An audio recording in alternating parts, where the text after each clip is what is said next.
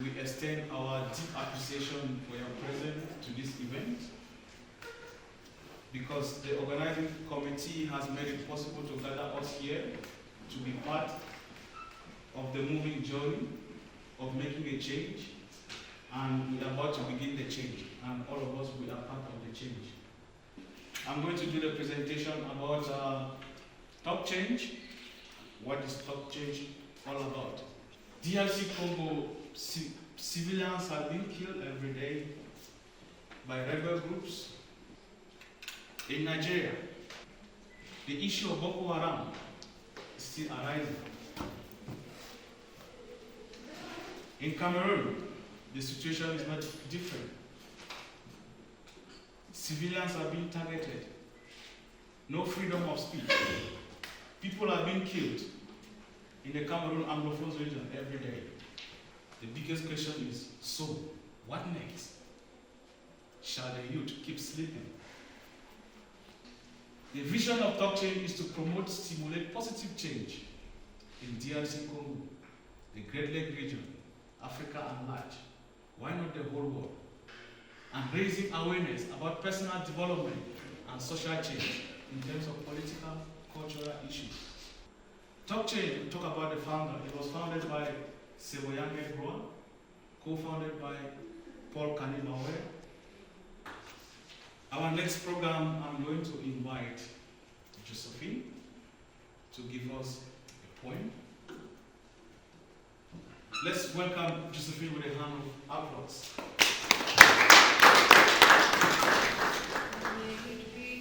This is not a poem or a motivational text. It just depends on you, on your choice. Which part are you going to take? Are you going to be in a group of corrupted people, or poor people, or violent people? It's just a choice that you're going to take today.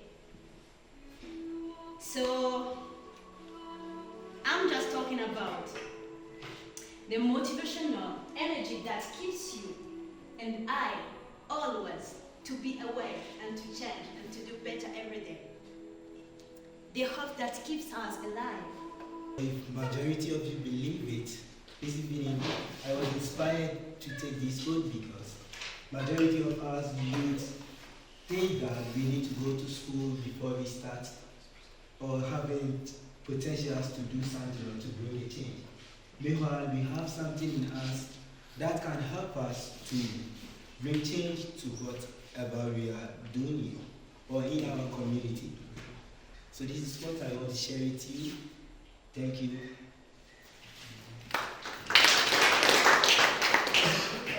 Thank you so much for your motivation and your words of encouragement. Now, let's welcome Seboyange Groa to give us a summary of the book by Dr. Marshall Rusenberg. What are windows or they are walls? Please put your hands together for Thank you so much, MC Jato. By the name, I'm Seboyange Groa from the Democratic Republic of the Congo.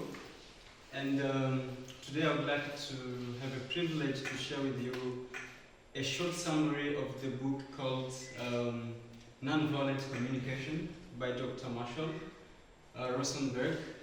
And the subtitle is like, words are windows or they are walls. We all know walls, right? So our words, when we speak, they can be windows or they can be walls for us. So it's for us to choose how we communicate and the message you want to pass. And shortly, he also called it a giraffe language. We all know giraffe, you know, it's very tall with a tall neck, meaning that it also have a big heart that can pump blood on the rest of the body, and also it can see further. It doesn't limit its vision, it can also connect with others. And it also calls a language of life. Then, why nonviolent communication? We want to learn communication that helps us to connect with ourselves and others through expressing ourselves with clarity. compassion, self-responsibility, and empathy. He said sometime that you cannot not communicate. It sounds confusing, right? You cannot decide not to communicate because we always communicate, either verbally or non-verbally. Sometimes you choose, today I will not communicate with this person, I decided to keep quiet. But when you keep quiet, it's also a communication you give to the person. And gestures, words, they are all parts of communication.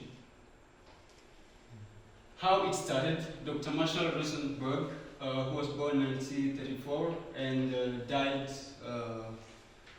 in 2015. He was an American clinical psychologist who was daily confronted with various violence in Detroit, Michigan, and had been preoccupied most of his life with two questions.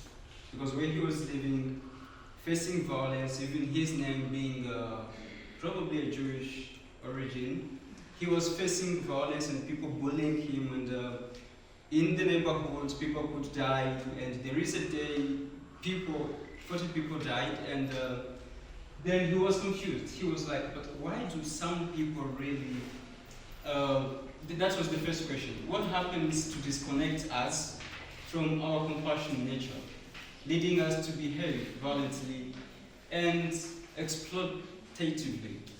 What leads people to behave violently, killing others and exploiting others? The second question he was asking himself was, what allows some people to stay connected to their compassionate nature under even most trying circumstances? Because when he saw some people are killing others are insulting, committing violence, but there are still some people who are committed. As we can see even it here, even in Rwanda and Congo, that there are those going to war, joining rebel groups, others are there for peace. Pias maybe is the perfect example we can see. Creating Department of Peace and Conflict Studies and teaching young people to change these new ways of communicating. And yet others are busy in bush, fighting. You see the difference. And then for him, he was like, this could have, the way we were raised to communicate would have a great impact on this way, how we communicate. Because as we start, we cannot choose not to communicate, and also how we were raised to maybe meet our needs. The strategy we are trying to meet our needs. Some choose, I would call it maybe the wrong strategies. Others will choose maybe the right strategies. At the end of the day, all these people who are trying to meet their needs, they will tell you, we are fighting because maybe we want to meet our needs of inclusion and whatever. But for someone else to meet these needs, they will choose maybe a positive alternative. Like we are trying to meet a need for change and solution, but we will not go to the bush to maybe fight, but we can work at least to positive change, raising peace education like those. Then he developed some basic assumptions of nonviolent communication, and he said that human beings, we all share the same needs. Whether we are white, black, tall, short, American, African, we all share the same needs. And one of our most prominent needs is to contribute to the well-being of others. Contribution.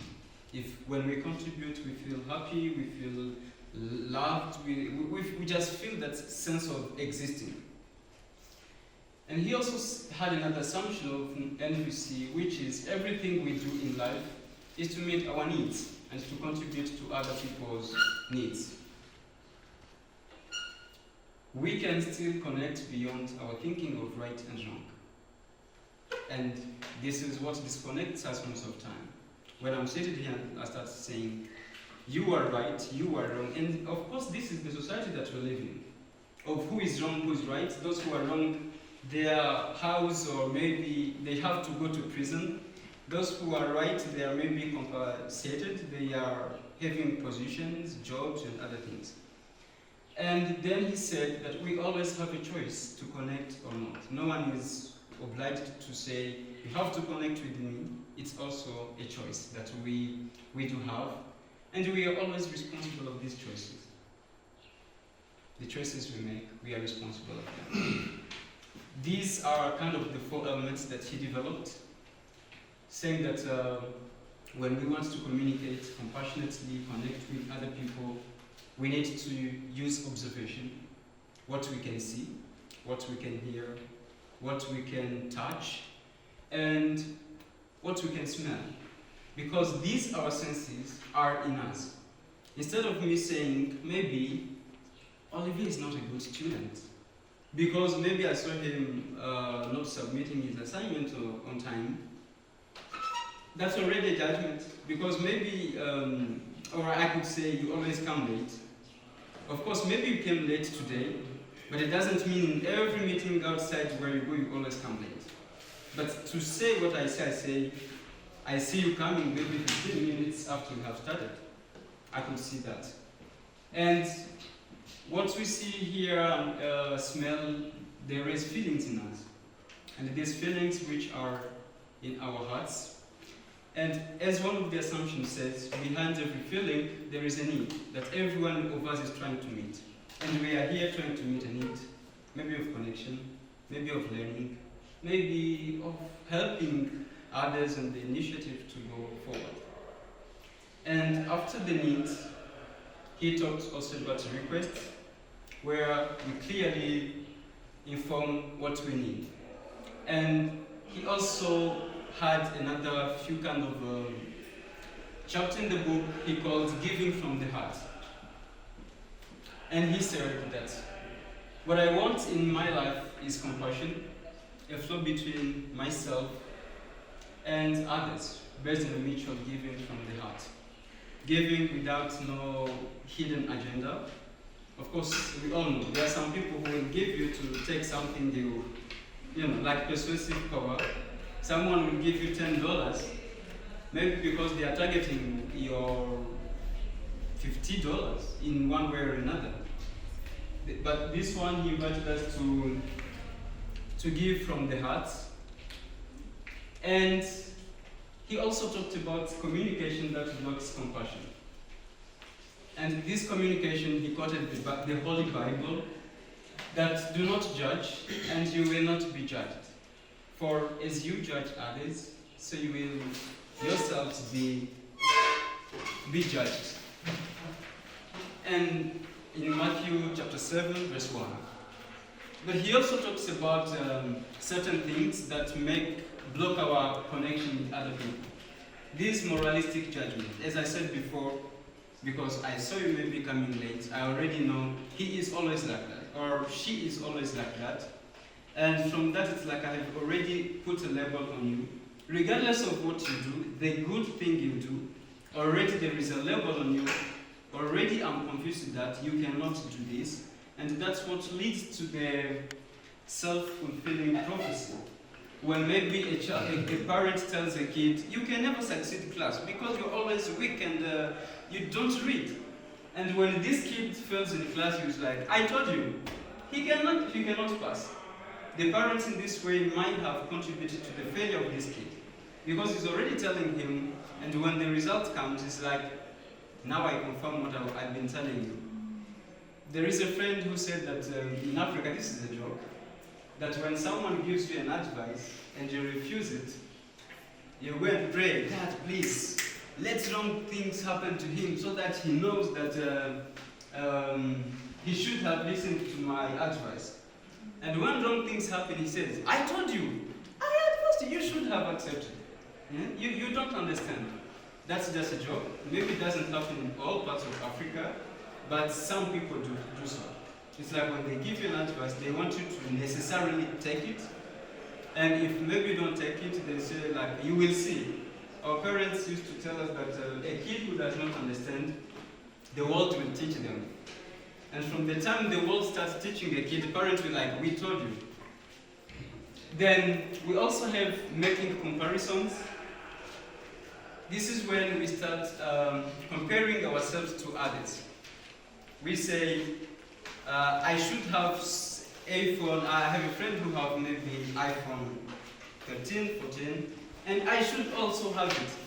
But I don't look at my income. I don't look at my background, and it's like this peer pressure because he got married, and I also have to get married. I don't need to compare myself to others. Then he also talks about denial of responsibilities. When something happens and we are like, if this happens, because there is always someone to blame. If maybe a student fails in class, so that he may not look guilty or she may not look guilty in the eyes of others, he will find a scapegoat. If I failed it because that lecturer, he doesn't like me. Always giving me 0 even when I did. Because if you don't find someone to blame, at least people will call you like you're not intelligent. So you need to find a scapegoat. And this is what we are seeing. Average person needs to find someone to blame. Because if you find someone to blame, you will like be in your comfort zone, and even if you don't take responsibility, at least the whole world will still know it's because of this or because of that. And when we deny responsibilities, it blocks our compassion with others. When I say I failed because of you or I did this because of you, we cannot connect in that way. He also talks about observing without evaluating. This is difficult, of course. And this Indian philosopher, Krishnamurti something, he talked that observing without evaluating is the highest form of human intelligence. But when Dr. Marshall once heard about this, he was like, how is it possible? Observing without evaluating. And it's when he realized, oh, I have already judged that it is not possible. But as we talked about observations, we use our 4 senses. And sometimes we observe, we don't necessarily need to talk or make comments.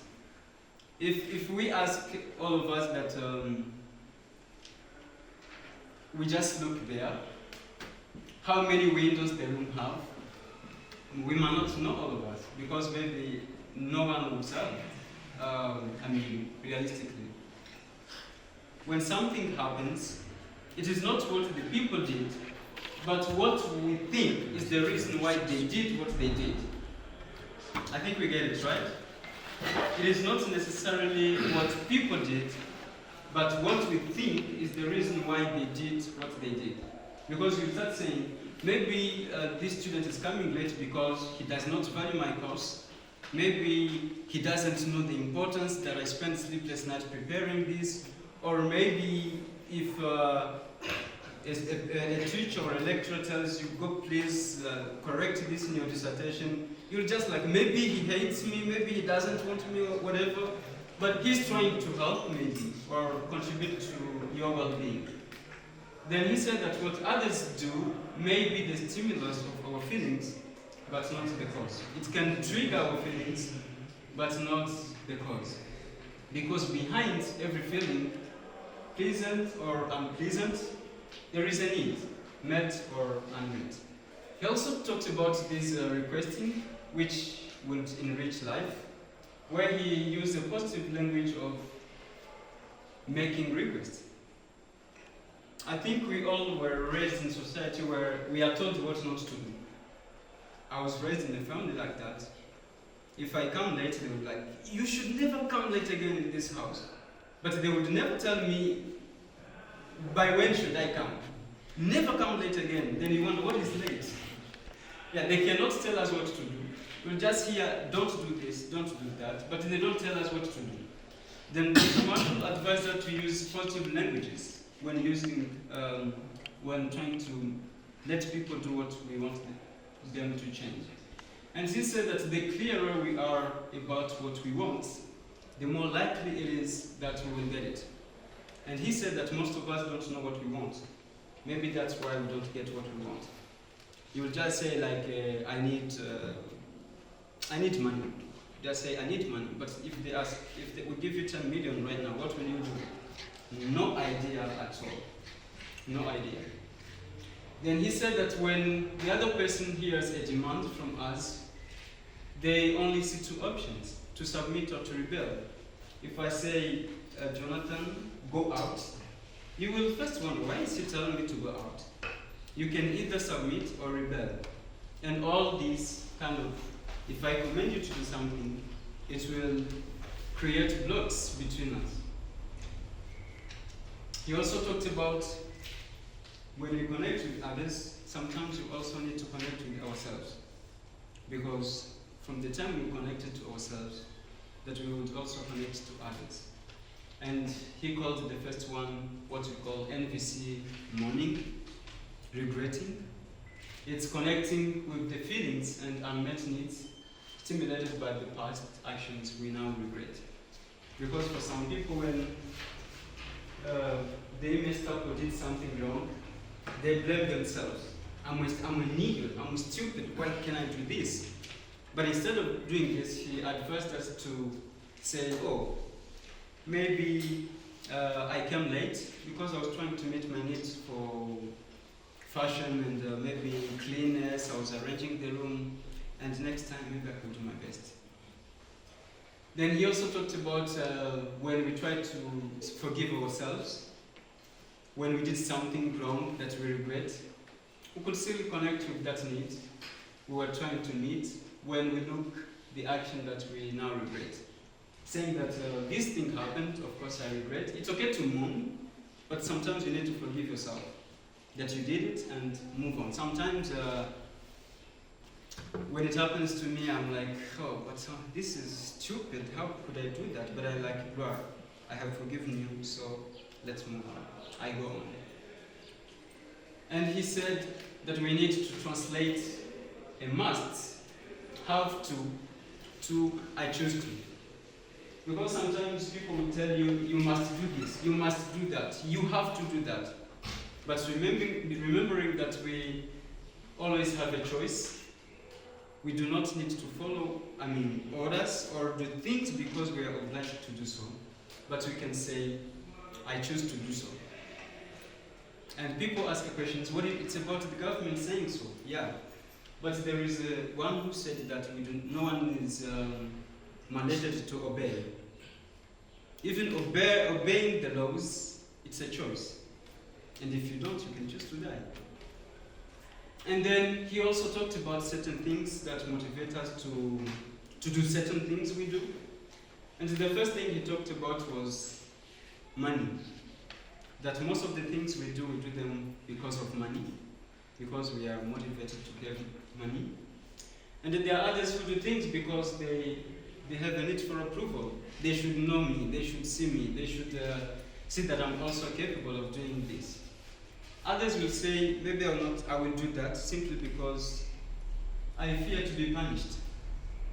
And to escape punishment, they will do it. If maybe a lecturer gives you an assignment to submit tomorrow, you might not be ready for it, but maybe because you fear a zero, you will just do it, because you are trying to escape punishment. One other thing that motivates us is to avoid shame. If I don't do this, maybe people will say I'm weak, people will say I don't have money. And this happens sometimes for young people like us, when maybe you will see someone trying to make impossible things, maybe to just get the approval of others. And you feel like if I don't do it, they will say maybe I'm not intelligent. Maybe in class, you don't have sometimes something to say. But you're like, if I don't say, they will say maybe I know nothing. So to avoid shame, you just do something, or guilt. And to satisfy a sense of duty. And it's only that he advised us that we want to take action out of a desire to contribute to life, rather than out of fear, guilt, shame, or obligation. He advised that our actions should be motivated by the desire to contribute to change, to other people's lives, rather than saying, I just did it because I was afraid. And you will see, for those maybe who studied even history in Rwanda and elsewhere, when most perpetrators, they are trying to ask them to do something, why did you do what you did? Many of them will tell you, I was following orders. But you had a choice, maybe, to follow or not to follow. And what we can do is to try to contribute to other people's well-being, and that will help us contribute to this change. Briefly, he also talked about how we could express our anger fully, where he talked about the cause of anger lies in our thinking and thoughts of blame and judgment. I think I talked about this before. But he said to express this, there are 4 ways we could express this anger. We could either fight back, and this is how most of us were raised. And that's what Swahili people call dawa ya moto ni moto. The cure to fire is fire. If I slap you, you slap me back. If I insult you, insult me back. Idiot, you are idiot times 10. And that's how most people do it. And he also said that sometimes you blame yourself and say, oh, you are guilty. Sometimes when we do wrong things, as we said before, some people say, I'm stupid, I'm an idiot. But he advised us there to forgive ourselves sometimes. And sometimes you can check the feelings and needs our own and others. This is when we check in with the other person, oh, are you saying this because you need this and that? Then, briefly, I want to challenge us as social change makers. I know that if all of us are in this room, it's because we need to contribute to change in one way or another, regardless of the strategies we will use. To be the change we want to see in the world, as Mahatma Gandhi called us, to do our best, to think our best, to expect the best. Those who go into AVP program, they know how they expect the best, much better maybe. To live our best, to love our best, to behave the best, and to become the best, because change starts with us here and now. Arigato chane, and thank you so much.